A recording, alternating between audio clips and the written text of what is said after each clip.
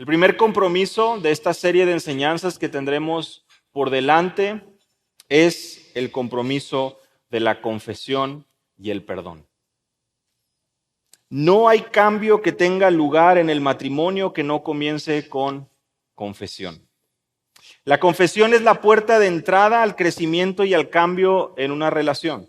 Y es esencial, en otras palabras, se convierte en algo fundamental, porque sin existir la disciplina de una confesión, el matrimonio está relegado a un ciclo de patrones repetidos y cada vez más profundos de incomprensión, de errores, de conflicto. Pero al existir la confesión, hay esperanza y sin importar los errores, los problemas y el pecado, siempre habrá la oportunidad para la reconciliación, para el perdón, para la restauración. Y en la Escritura vemos recordatorios o vemos testimonios donde la confesión toma un lugar muy importante. Por ejemplo, Salmo capítulo 32. Si tienen sus Biblias, pueden acompañarme ahí al Salmo capítulo 32. ¿Qué es lo que nosotros leemos ahí con respecto a David? Y la manera en que él toma este momento para poder dar a conocer las consecuencias de haber callado y no haber confesado su pecado. Verso 3 de Salmo capítulo 32. Mientras callé, mi pecado, mi cuerpo se consumió. Con mi gemir durante todo el día, porque día y noche tu mano pesaba sobre mí. Mi vitalidad se desvanecía con el calor del verano. Verso 5 del Salmo 32. Te manifesté mi pecado y no encubrí mi iniquidad. Dije, confesaré mis transgresiones al Señor, y tú perdonaste la culpa de mi pecado.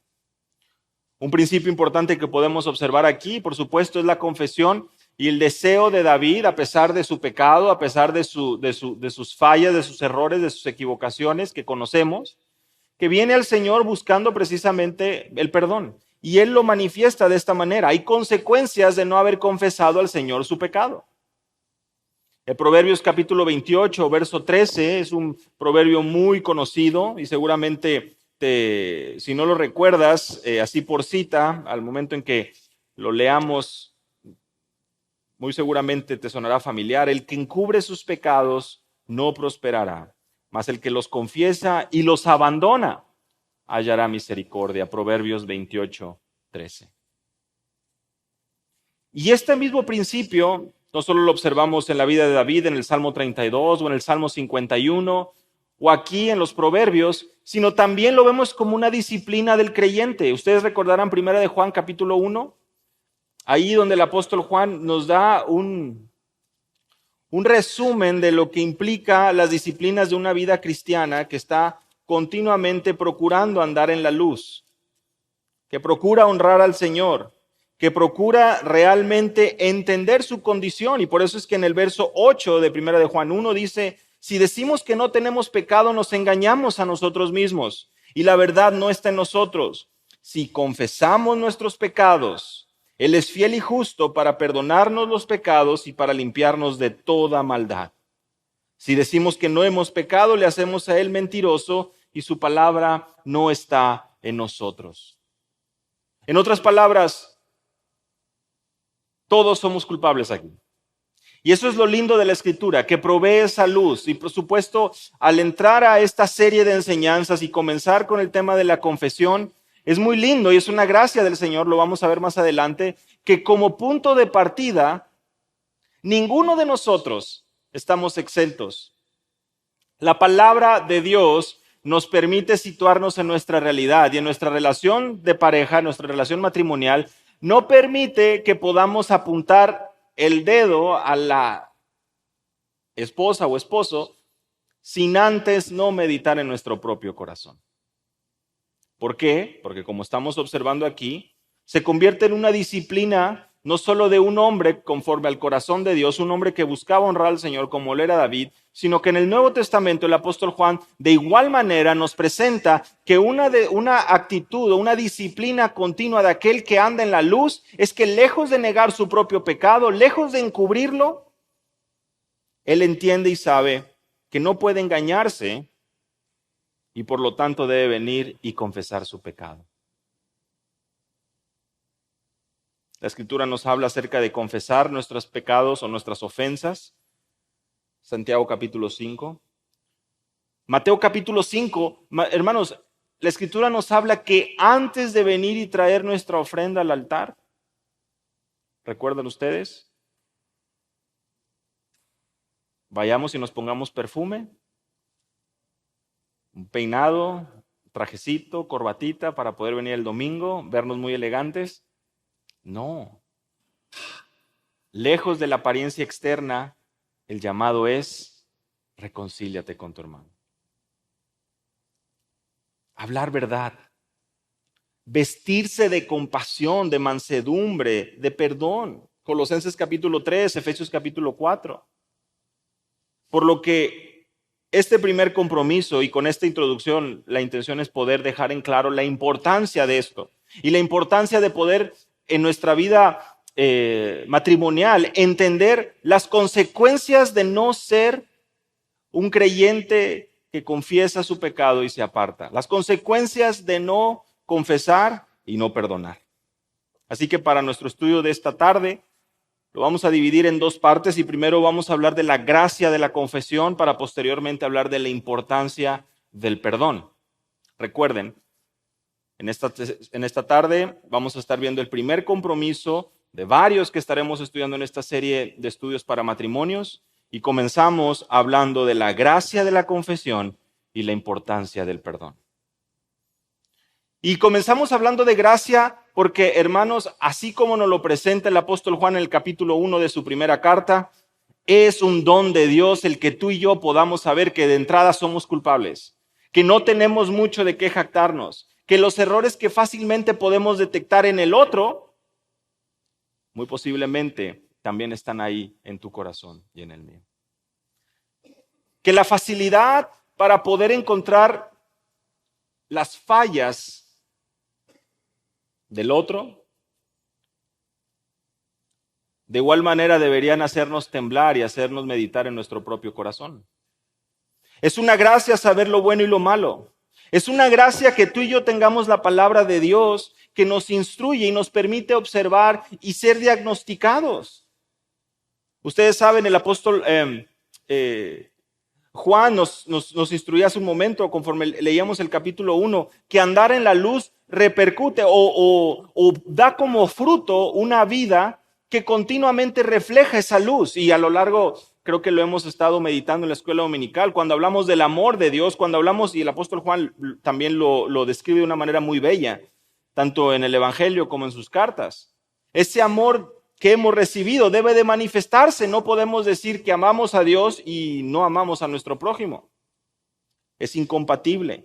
En otras palabras, la Escritura nos permite que detectemos aquello que está bien y aquello que está mal. Y eso es una gracia de Dios, porque de lo contrario seguiríamos muertos en nuestros delitos y pecados, seguiríamos con nuestra conciencia o con nuestra mente completamente entenebrecida y andaríamos en tinieblas, deshonrando al Señor. Así que es una gracia que a través de la palabra podemos nosotros conocer aquello que es correcto y aquello que es incorrecto. Es una gracia del Señor también que podamos tú y yo reconocer esa lucha que tenemos con el pecado, Romanos capítulo 7. Esa lucha que el apóstol Pablo describe de una manera un tanto, pues hasta contradictoria por momentos, si lo quieres ver así, pero que refleja la lucha del creyente. Queriendo yo hacer el bien, verso 21 del capítulo 7, hallo la ley del pecado que habita en mí. Porque en el hombre interior me deleito con la ley de Dios, pero veo otra ley en los miembros de mi cuerpo que hace guerra contra la ley de mi mente y me hace prisionero de la ley del pecado que está en mis miembros. Verso 24, miserable de mí, ¿quién me librará de este cuerpo de muerte?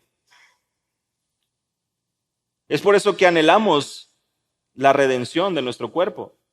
Es por eso que como creyentes, lejos de estar obsesionados por mantenernos siempre jóvenes, entendemos que al irse decayendo este cuerpo también nos acercamos a la eternidad, a ser revestidos y a ser librados por fin de este cuerpo de muerte. Y esto debe hacernos meditar, mis hermanos, en si realmente estamos tan conscientes del pecado en nuestro interior, de manera que esto refleje una disciplina y una lucha y también nos permita presentarnos vulnerables con nuestro esposo, nuestra esposa, nuestro cónyuge. ¿Cuántas veces tienen esas conversaciones donde, haciendo ya a un lado este enamoramiento mundano y esta idea de el hombre perfecto, el más fuerte, el más guapo, el más capaz, la princesa o la reina, la más bella, o sea, haciendo a un lado todo este enamoramiento y siendo prácticos y apuntando al corazón? ¿Cuántas veces hemos tenido realmente una plática real donde podamos ayudarnos con la palabra a poder ver esas áreas débiles en nuestro corazón? A que podamos ver realmente dónde es que estamos luchando. No porque se trate de una guerra a ver quién tiene más fallas, ¿verdad? No porque se trate de dos bandos, estén apuntando las escopetas al otro lado, esperando que falle para poder decirle, mira, te dije que tú batallas con esto, que tú eres muy enojón, que tú haces esto. No se trata de eso. Se trata de que en humildad, a través de la palabra de Dios, tú y yo podamos reconocer en nuestro contexto que fallamos y que tenemos una lucha continua. Y te pregunto, ¿cuántas veces vamos con nuestra esposa y nuestro esposo y le pedimos que ore por áreas específicas en nuestra lucha contra el pecado? Nos gusta que nos digan qué bien nos vemos, qué bien actuamos, qué bien hablamos, qué bien hacemos esto y lo otro, pero es bueno que podamos también tener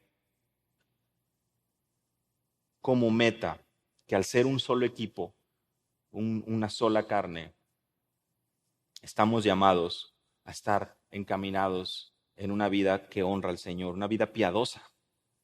Es una gracia de Dios, no solo que sepamos distinguir por su palabra lo que es bueno y lo que es malo, no solo que podamos también nosotros reconocer que estamos en una lucha con nuestro pecado y que no tenemos nosotros que presentar una careta a nuestro esposo o esposa y hacerle ver que todo está perfecto. No los vamos a engañar. No nos engañemos aún en la iglesia. No se necesitan esas caretas y mucho menos delante de nuestro Dios, quien todas las cosas están descubiertas delante de Él. Por eso venimos a la iglesia, por eso es que somos animados a través de la palabra, por eso es que necesitamos la comunión. Mis hermanos, es una gracia de igual manera que nuestras conciencias funcionan, que tu conciencia está alerta. A la luz de lo que se nos enseña en Efesios capítulo 4, que ya no andamos en la vanidad de nuestra mente como los gentiles. Verso 17 de Efesios capítulo 4. Que ya no estamos entenebrecidos en nuestro entendimiento. Es lo que hablábamos hace un momento en la introducción. ¿Cuántas veces das gracias a Dios porque estás despierto a la tentación del pecado en tu vida? ¿Cuántas veces tú agradeces al Señor que estás consciente y al no estar entenebrecido tu entendimiento, sabes cuando te equivocas, sabes cuando hay pecado, sabes cuando tu corazón se está endureciendo o cuando está procurando ir en ese camino como anteriormente, en palabras del apóstol Pablo, como andan los gentiles? Esta es una situación y una realidad espiritual para muchas personas allá afuera. Al no tener el evangelio, su corazón entenebrecido, su mente entenebrecida, su corazón endurecido, su conciencia cauterizada, en palabras del apóstol Pablo a Timoteo, 1 Timoteo capítulo 4, verso 2, hablando acerca de los espíritus engañadores, hablando acerca de la apostasía, aquellos que salieron de nosotros porque no eran de nosotros. Y la hipocresía que se describe ahí, se menciona que tiene cauterizada la conciencia. Por la pura gracia de Dios, nuestra conciencia no está cauterizada. Y eso es una gracia de Dios.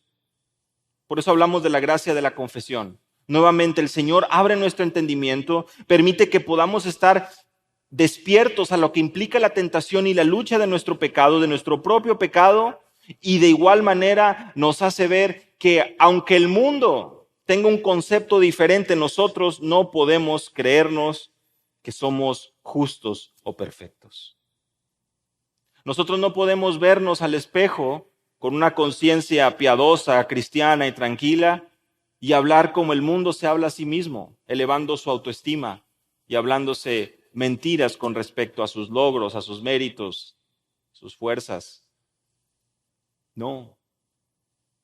En el matrimonio cristiano, al no existir este entendimiento o esta lucha o este entendimiento erróneo del corazón del hombre, no podemos justificarnos y no va a haber una lucha por saber quién es más piadoso. De hecho, si somos humildes y de igual manera procuramos honrar al Señor, también existe esa sencillez para reconocer cuando efectivamente nos podemos enojar. Y es este tipo de escenas que a lo mejor son muy cómicas, ¿verdad? O las hemos visto, las hemos escuchado, donde la persona dice, no estoy enojado, y grita y está furioso. No estoy enojado. ¿Ves que no estoy enojado? Mira, y uno se da cuenta y dice, la persona está sumamente molesta. ¿Por qué? Porque en su soberbia, en su pecado, no es capaz de poder humillarse y entender que efectivamente tenemos un problema muy grande en nuestro corazón y es el pecado. La gracia de nuestro Dios permite que toda ese disfraz, que toda esa enseñanza del mundo con respecto a vernos y sentirnos perfectos, modelos a seguir comparado con otros, todo eso viene abajo. Porque nuestro estándar no es el vecino de atrás, de enfrente, sino es el carácter cristiano que nuestro Señor y Salvador modeló en su vida en esta tierra. En otras palabras, es una gracia de Dios que podemos vernos tal y como somos, tal y como somos. La actitud del fariseo que vemos en Lucas capítulo 18 no puede tener lugar en el matrimonio. Recuerdan ustedes en el contexto de lo que Jesús enseña en Lucas capítulo 18, no hay lugar para poder venir delante de Dios y en el contexto del matrimonio decir, Señor, qué bueno que no me hiciste como mi esposa o mi esposo. Yo ayuno, yo diezmo, yo. No hay lugar para eso. Desafortunadamente con nuestra práctica en ocasiones parece ser que así es. Nos queremos situar en una posición de santos, casi ángeles, y perdemos por completo que no se trata de nosotros en la vida de matrimonio, que no es individual el asunto, sino que tenemos responsabilidades. Pero hermano, la gracia de nuestro Dios es la que nos permite poder situarnos en el contexto correcto. La gracia de nuestro Dios es la que permite que podamos hacer cualquier tipo de engaño del mundo a un lado y presentarnos delante de Dios tal y como somos y además, esposa o esposo, poder mirarse el uno al otro y saber, no me casé con un ángel, no me casé con un hombre o una mujer sin defectos, como a lo mejor durante el noviazgo yo pensé o me engañé. Y no se trata de defectos de gustos, de cosas externas, sino se trata de poder ver con ojos de amor y compasión a nuestro cónyuge y saber que es un hijo de Dios, una hija de Dios, que todos los días lucha contra el pecado de la misma manera que yo. No sé si alguna vez habías pensado en eso.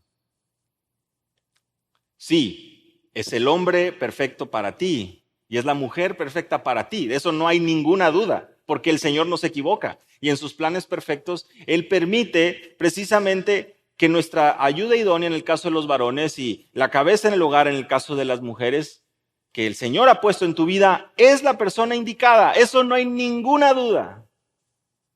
Pero de igual manera, eso no significa que todo vaya a ser de color de rosa, que todo vaya a ser perfecto. Pero eso sí significa que en su gracia y como el Señor te conoce a ti y a mí de manera perfecta, en sus planes perfectos para poder moldear tu corazón a la imagen de Cristo, sabe que tu esposa y tu esposo es la persona indicada durante nuestra vida en esta tierra para glorificarlo a Él. Eso es muy, muy lindo, eso es muy precioso. Esos son motivos de agradecimiento. Es una gracia de Dios. Es una gracia que de igual manera en esos momentos donde nos alteramos, donde a lo mejor perdemos un poco ya el nivel de la voz y empezamos a alzar, podamos también reconocer y darnos cuenta cómo es que debemos de conducirnos y cómo es que debemos de responder. Por eso es que al final de su primera carta a los tesalonicenses, en el capítulo 5, verso 14, el apóstol Pablo menciona varias tareas, varias asignaturas que deben hacer los creyentes. Y entre estas, en el capítulo 5, verso 14, el apóstol Pablo dice: exhortamos, hermanos, a que amonestéis a los indisciplinados, animéis a los desalentados, sostengáis a los débiles y seáis pacientes con todos. Qué interesante, ¿verdad? Hay estas categorías, ¿verdad? Las categorías de indisciplinados, está la categoría de los desalentados y está la categoría de los débiles. Y para estas tres categorías hay acciones específicas que hay que hacer. Pero cuando se trata de la paciencia, que por supuesto es uno de estos matices del amor cristiano, la paciencia debe ser ejercitada para con todos, para con todos. Y la frase más común, ¿verdad? Me estás agotando la paciencia, pues pide a Dios. Ya no puedo, ya no lo soporto más, no tengo más paciencia, se me agotó la paciencia. Pues hay que venir a la palabra y rogar para que el Señor sea el que vuelva a llenar ese tanque de paciencia, porque es necesario practicarla todos los días, todos los días. Es una gracia que hay esperanza. Es una gracia de Dios que al ser, Efesios capítulo 4, hechura suya. ¿Recuerdan ustedes Efesios capítulo 4? Porque muchas veces nos quedamos a lo mejor con la primera parte, pero del capítulo 2, pero recordemos un poco ahí el capítulo 4 de las palabras del apóstol Pablo a los Efesios. Dice la palabra de nuestro Dios, el capítulo 2, verso 10. Porque somos hechura suya, creados en Cristo Jesús, para buenas obras, las cuales Dios preparó de antemano para que anduviéramos en ellas. Él nos dio vida cuando estábamos muertos en delitos y pecados. Él nos trajo de muerte a vida por pura gracia y además Él preparó buenas obras. Porque si nosotros fuéramos los que tuviéramos esa iniciativa y esa libertad, lo echaríamos a perder. Es el Señor quien prepara esas buenas obras. Y como también dice 2 Corintios 5:21, somos nuevas criaturas. Las cosas viejas pasaron, todas las cosas son hechas nuevas. Somos nuevas criaturas y en este nuevo nacimiento que tenemos como hijos de Dios, el Señor en su amor y en su perfecta sabiduría ya preparó de antemano esas obras que nosotros vamos a estar practicando, el camino que vamos a recorrer precisamente porque son buenas, esas buenas obras que el Señor quiere. Y por lo tanto, hay esperanza, sin importar lo que hayamos vivido anteriormente, sin importar lo que implique el pecado que pueda estar queriendo dominar mi corazón y afectar la relación en mi matrimonio. El Señor, si somos sus hijos, nos habla de esperanza, nos habla de nuevos comienzos, nos habla de seguridad de salvación, nos habla de que por torpe que seamos, no vamos a desviarnos de ese camino. Por más fuerza de voluntad que tengamos, estamos seguros en las manos de nuestro Padre. Esa es la seguridad que tenemos. Pero por supuesto puede existir el engaño o el mismo egoísmo del corazón que no quiere ver su condición real. Pero por pura gracia, hoy podemos recordar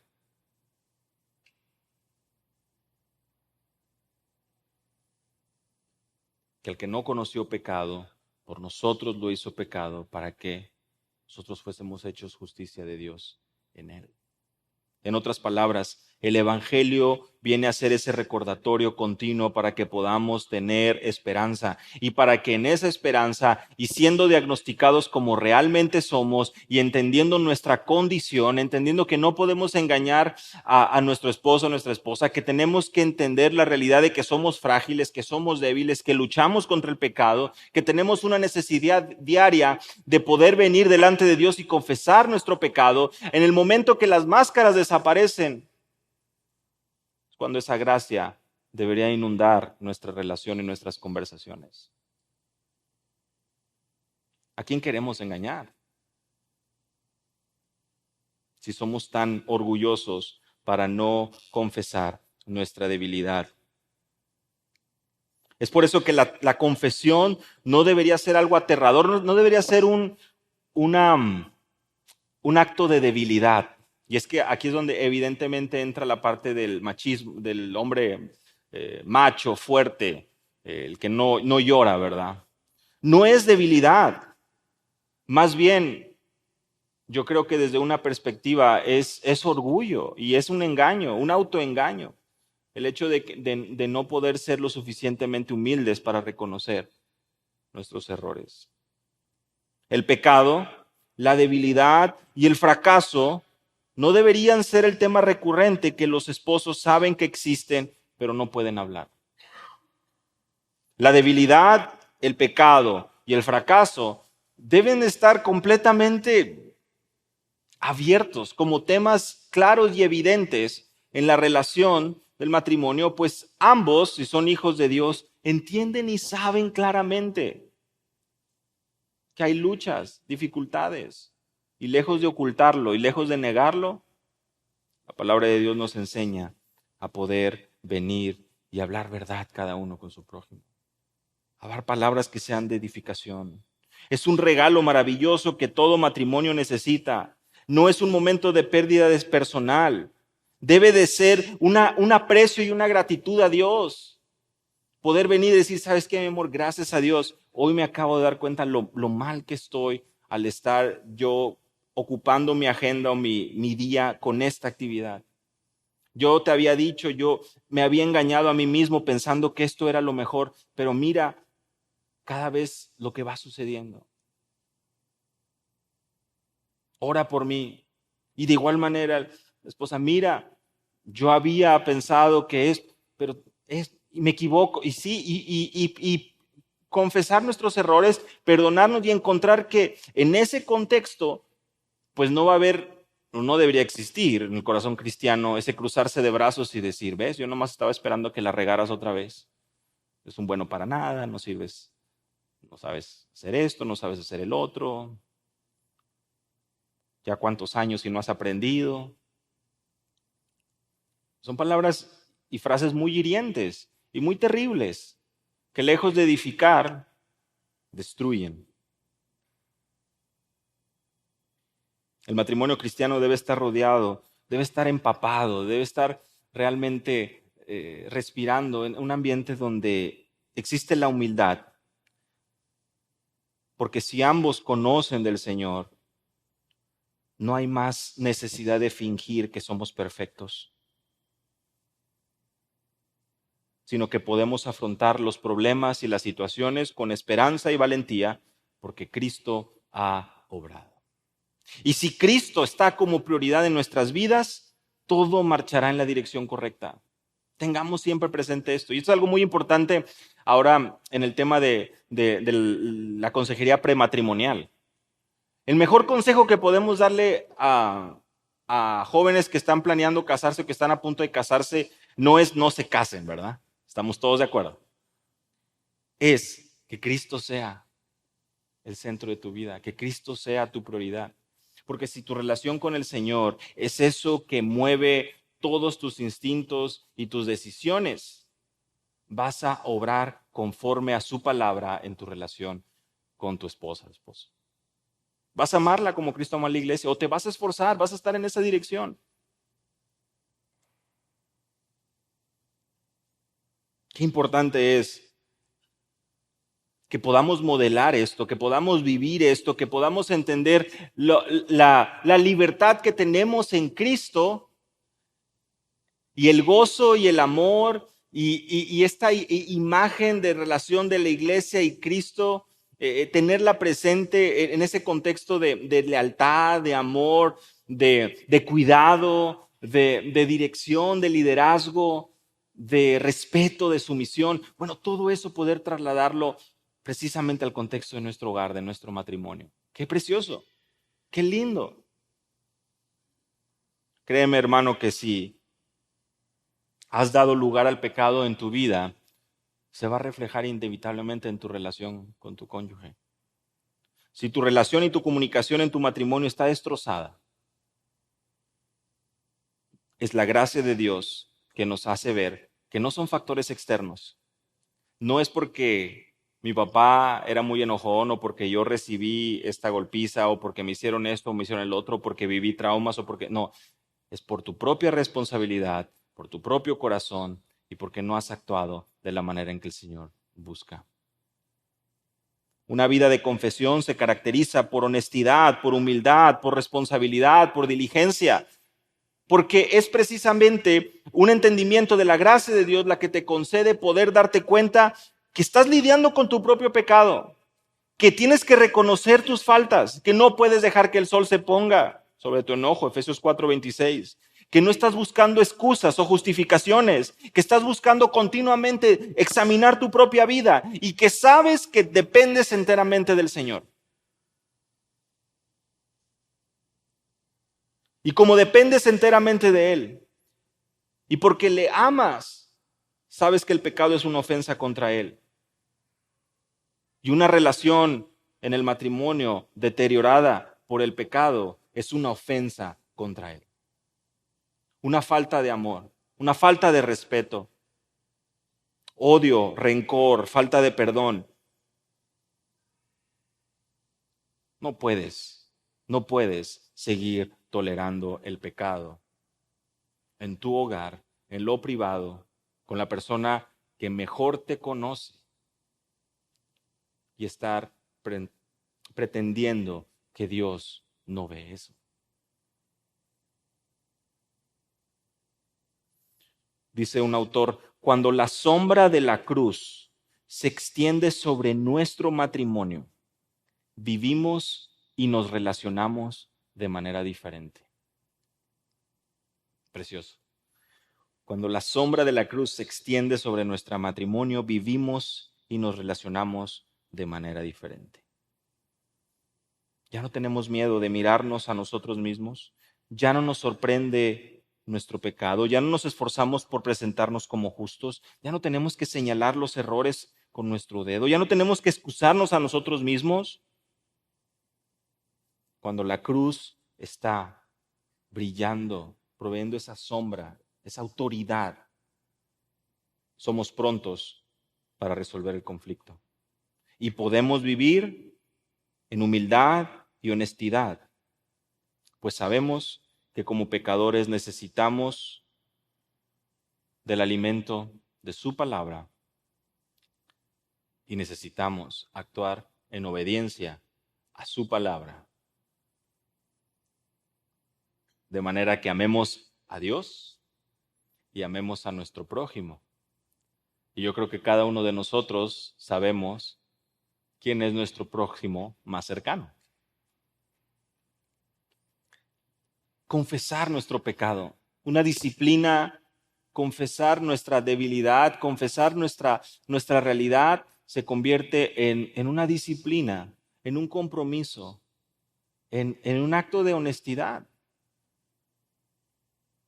Y debería ser para algunos, creo, hasta un descanso, porque no tienes que aparentar más. No puedes pretender ser la líder espiritual de tu hogar, esposa. No es ese el lugar al que el Señor te ha llamado. Más bien, primera de Pedro, modelar en sumisión y en amor y rogar que el corazón de tu esposo pueda ser encaminado para dirigir tu hogar.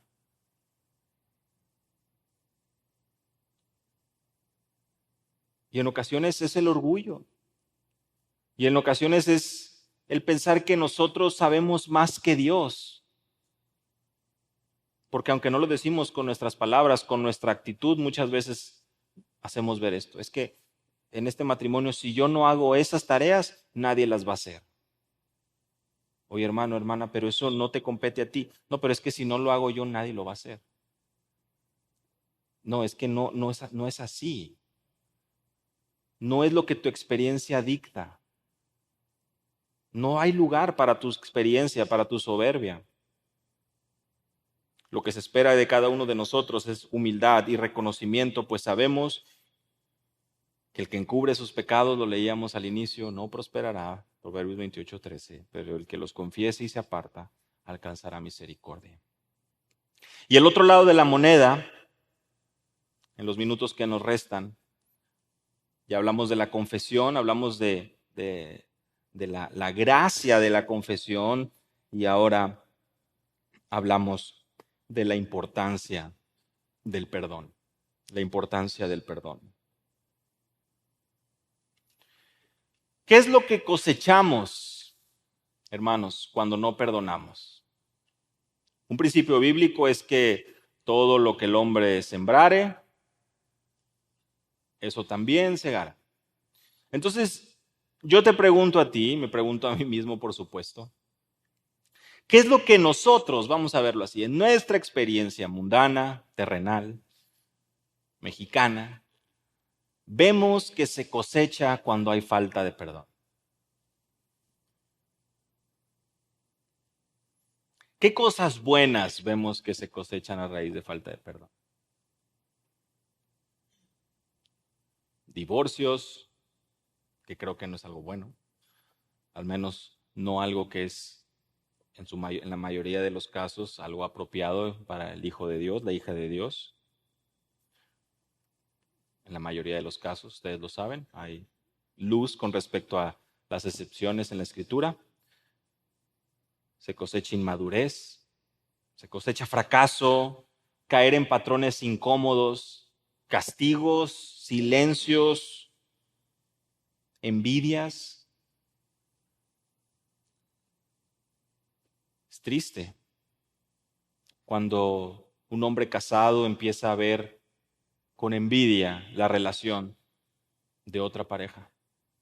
O de igual manera una esposa, anhelando y queriendo que en su matrimonio pueda existir esa misma relación que ve en otras parejas. Y dirán ustedes, a raíz de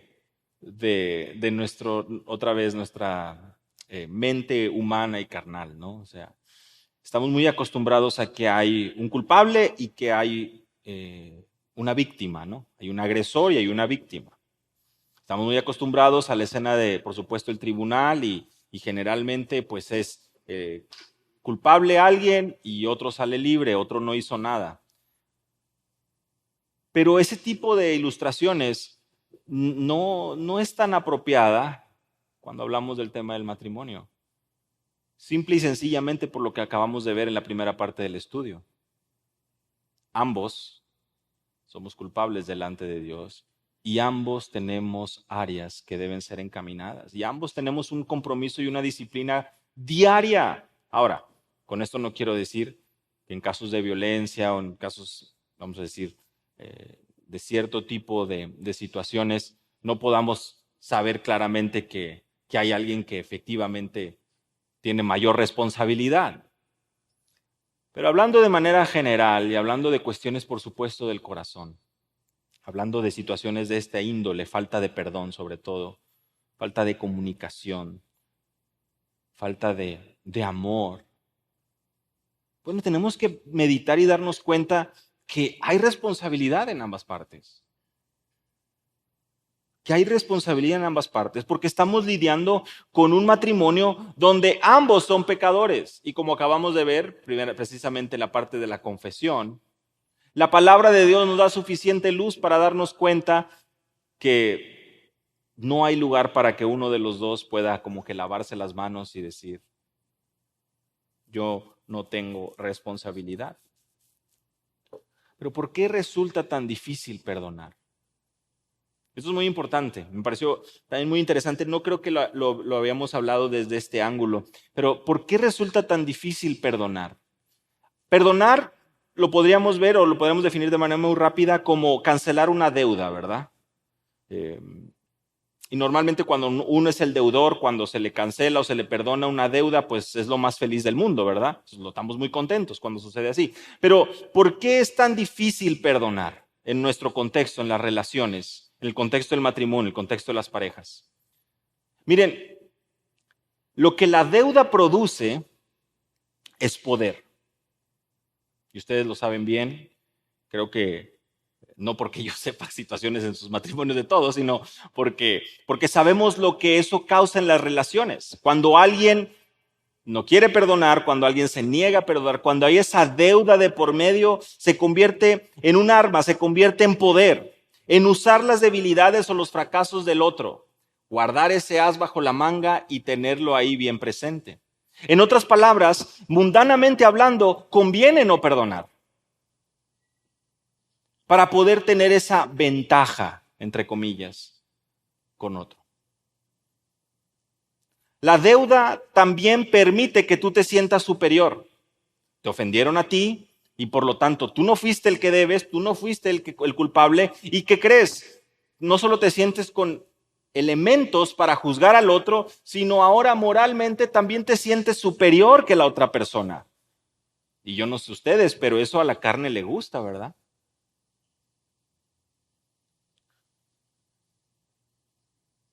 Desafortunadamente, esto también nos lleva a pensar que ya tenemos un derecho. El conocer y llevar una lista de los errores del cónyuge nos hace sentir el derecho que merecemos algo. ¿Y cuántas veces no hemos escuchado precisamente eso en el contexto del mundo? Ah, pues hace 15 años, hace 20 años, él me engañó. Bueno, pues también ya me tocaba a mí, ¿verdad? Yo tengo, él lo pudo hacer, yo también tengo derecho para poder hacerlo. Ella lo hizo hace 15, 20 años, ella lo hizo hace unos meses, ella lo hizo. Bueno, yo también tengo el derecho. ¿Te das cuenta de cómo la falta de perdón, mundanamente hablando, se convierte en una herramienta muy, muy poderosa para el incrédulo? ¿En una justificación para el pecado? ¿En una manera de poder usarla en cualquier momento? Pero desafortunadamente lo que sucede es que coloca a la persona en la posición de Dios. De manera muy vana y muy, muy engañosa y muy ligera, la persona a la que se le ofendió se siente en la posición de poder colocar el castigo que el otro merece, emitir el juicio o emitir lo que tenga que sucederle y funcionar como un juez, pensando que conocemos mejor el castigo que la otra persona merece. Qué tristeza. Pero es así como el mundo nos ha envuelto con su razonamiento. Y es por eso que aunque nosotros no lo hayamos vivido, no lo hayamos experimentado, estoy seguro que en ocasiones hemos escuchado casos así, muy tristes. ¿Por qué es tan difícil perdonar? Porque desde una perspectiva mundana parece ser que en ocasiones es lo mejor que puedes hacer,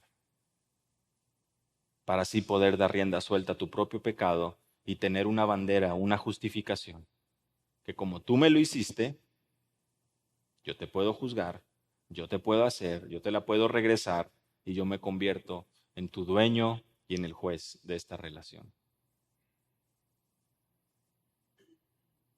Pecaminoso, dañino, terrenal, mundano, del mismo infierno, en palabras de Santiago. Sabiduría diabólica.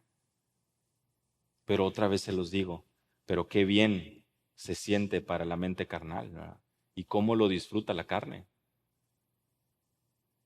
No podemos nosotros ceder ante la tentación de este tipo de vida.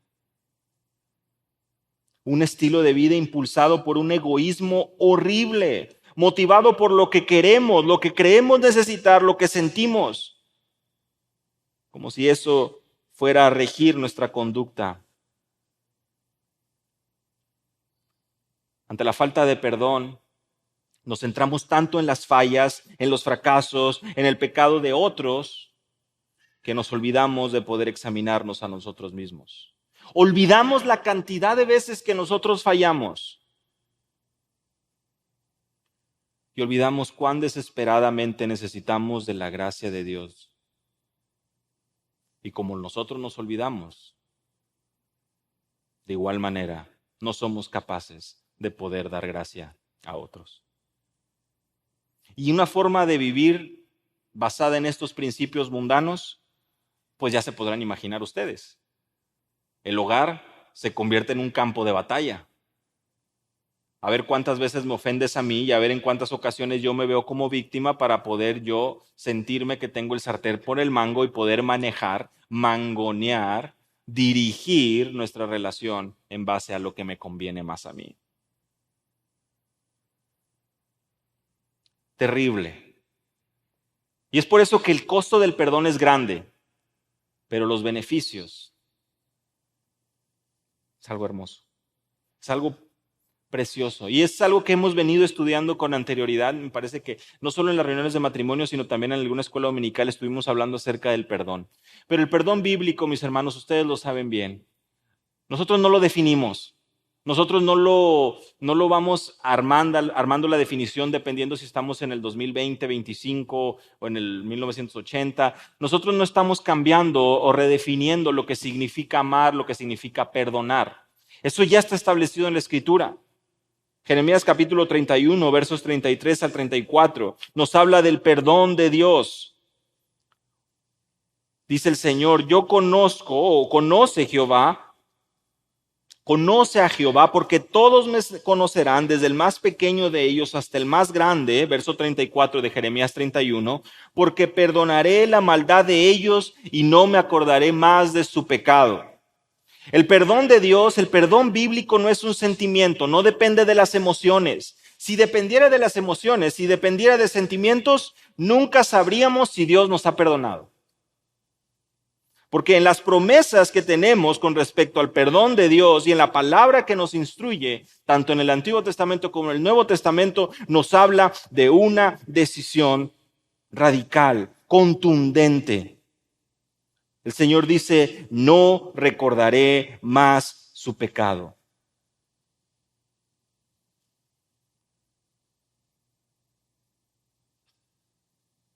El perdón de Dios no es un sentimiento, es una acción. El perdón de Dios nos habla con contundencia, con claridad, que es una decisión, una disciplina y una verdad y una manera de poder nosotros cultivar una relación que no tiene necesidad de seguir trayendo cosas del pasado a la luz. Dice Isaías capítulo 43, verso 25. Isaías capítulo 43, verso 25. Yo, el Señor, soy el que borro tus rebeliones por amor de mí mismo, y no me acordaré de tus pecados. No me acordaré de tus pecados. No hay razón para volverlos a traer a la luz. El perdón que Dios otorga para sus hijos no es un perdón donde nosotros estamos con miedo por saber si no seremos nosotros presentados con aquello que hicimos en el pasado, sino que se nos habla de manera contundente, de manera eficaz, que en la cruz de Cristo todos nuestros pecados fueron llevados allí.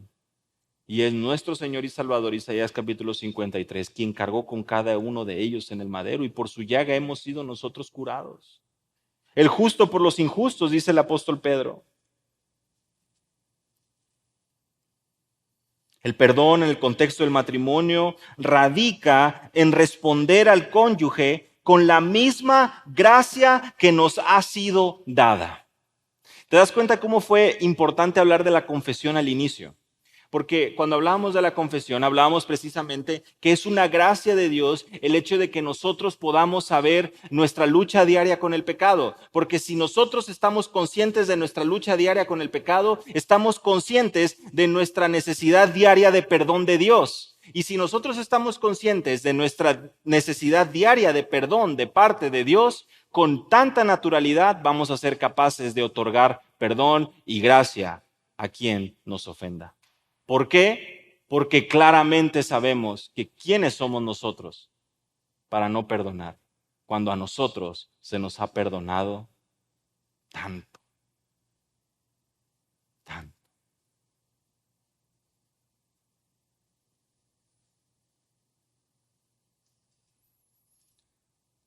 Por eso en un sentido es un paso a paso, ¿no?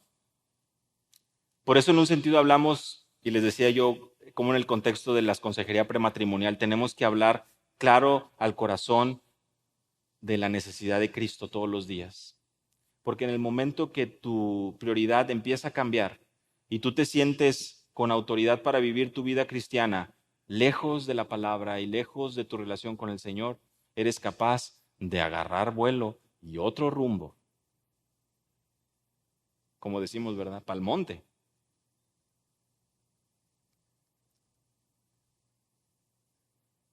Ya no eres capaz de hablar verdad, de dirigir a tus hijos, de servir a tu esposa. Te sientes merecedor, te sientes que la gente debe de hacerte favores, te sientes orgulloso, te sientes como un pavo real, ¿verdad? Y nos olvidamos que somos ovejas torpes, con necesidad de un pastor y un callado que nos dirija y nos vuelva al redil, porque si nos deja ahí, pues la vamos a regar, vamos a fallar. El apóstol Pablo escribe a los Efesios y a los Colosenses, en el capítulo 4 de Efesios y en el capítulo 3 de Colosenses, a ser benignos, a perdonarnos unos a otros, a ser misericordiosos. Y en ambos pasajes, en Colosenses 4:32 y en Colosenses 3:13, apunta a la misma verdad. Como Cristo os perdonó, así también ustedes perdonar. Efesios 4:32 y Colosenses 3:13. Efesios 4 y Colosenses 3. Ahí está la manera en que el cristiano entiende su estándar. ¿Se te ha perdonado mucho? Entonces tú eres capaz de perdonar mucho. ¿Hasta cuántas veces, Señor? ¿Recuerdan ustedes? Y ahí es donde viene la ilustración, la parábola que el Señor muestra a sus discípulos con respecto a los deudores. No podemos nosotros caer en el engaño del pecado. Y otra vez, hermanos, ven cómo fuimos progresando y ya estamos llegando al final de la parte de la confesión al perdón. Pero si nosotros dejamos de confesar y vernos delante de Dios como realmente somos, si nosotros nos olvidamos de esa parte esencial de la vida del cristiano, primera de Juan capítulo 1, si nosotros pretendemos no tener pecado y no venir en arrepentimiento ante nuestro Dios y realmente confesar nuestro pecado delante de Él, fácilmente olvidamos la gracia de nuestro Dios. Fácilmente olvidamos cuánto se nos ha perdonado. Y de esa manera nos conducimos en orgullo y por supuesto damos lugar a nuestro corazón, a nuestra carne, que nos engaña, que nos engaña.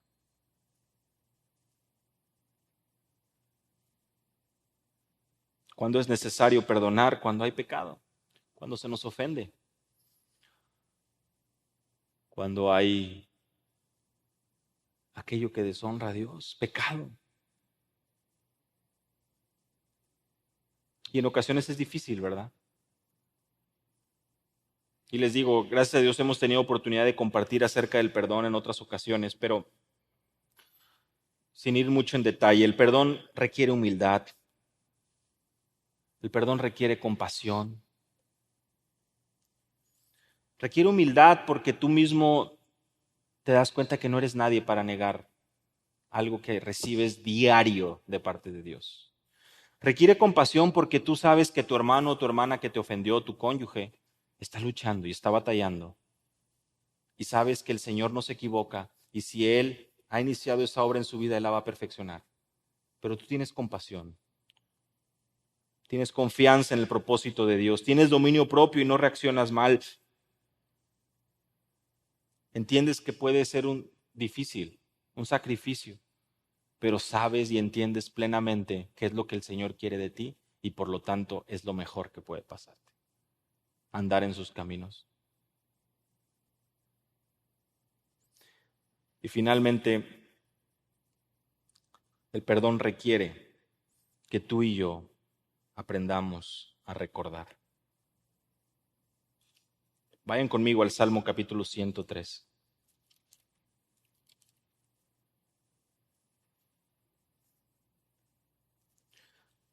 Un salmo sumamente conocido.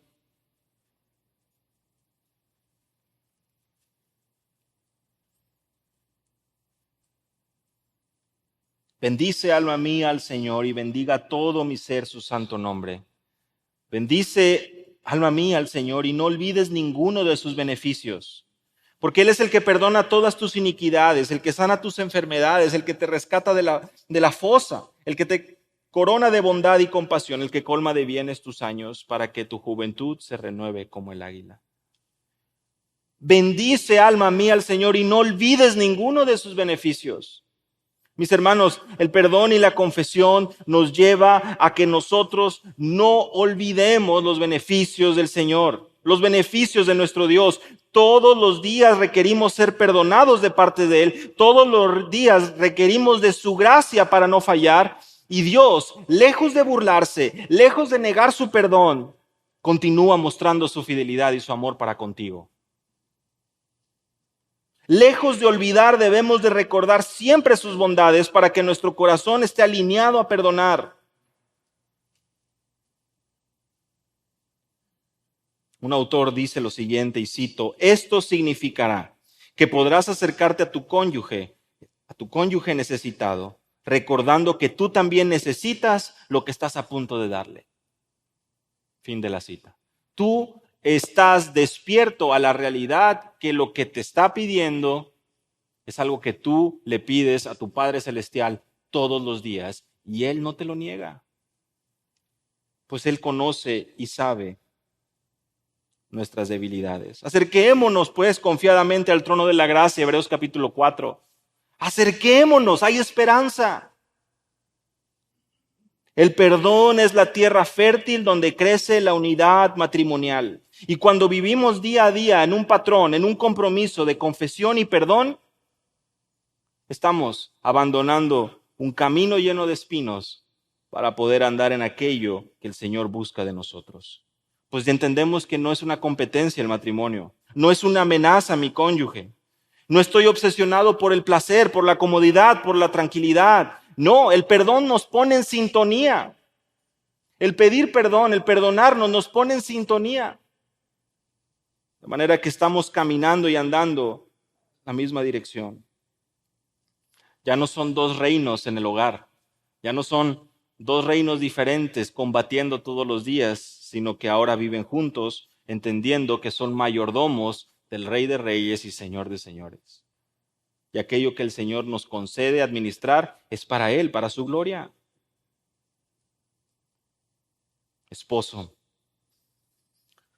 considera que el Señor te ha dado a su hija como tu esposa para que sea guiada, para que sea pastoreada y para que sea amada por ti. ¿Cómo estás llevando a cabo esta labor? Y esposa, considera que el Señor te ha puesto a tu esposo para que puedas ejemplificar y vivir el amor, la dependencia, el respeto que tiene la iglesia por su Salvador. ¿Cómo estás llevando a cabo esta labor? Tenemos responsabilidad y un compromiso muy especial y muy lindo que hemos estudiado en esta tarde. la confesión y el perdón.